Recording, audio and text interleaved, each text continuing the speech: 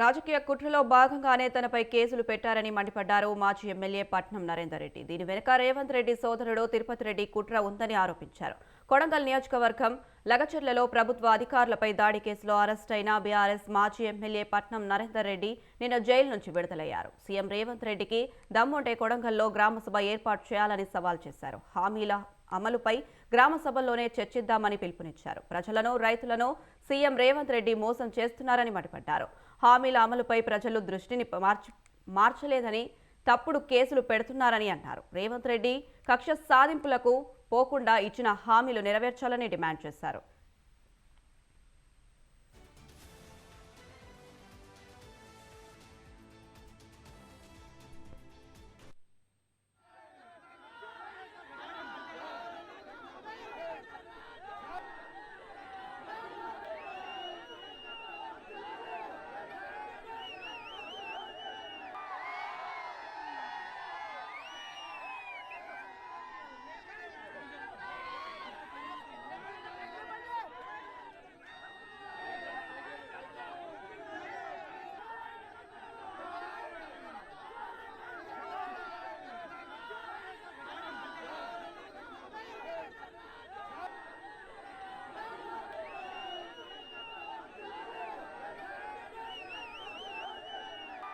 ఆరు గ్యారెంటీలు ఇచ్చిండు, ప్రజలకు హామీలు ఇచ్చిండు.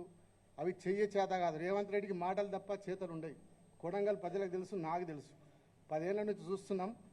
ఒట్టి మాటలే, చేతలు ఉండయి. మళ్ళీ ఆ చేతలలో అన్ని మాటలు ఇచ్చి చేతలు చెప్పిండు కాబట్టి ప్రజలను మోసం చేసిండు కాబట్టి ప్రజలను డైవర్ట్ చేయడానికినే ఒక్కొక్క కేసు పెడతా ఉంటాడు. ఈరోజు చూసినారు. నాకు ఇప్పుడే బెయిల్ వస్తుంది.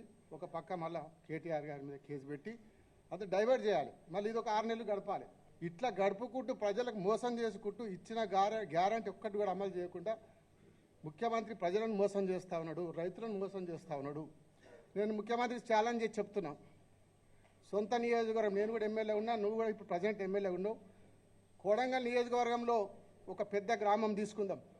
రుద్వారము, అంగడరాయచూరు, దొరేపల్లిలో భూనీడు ఉన్నది.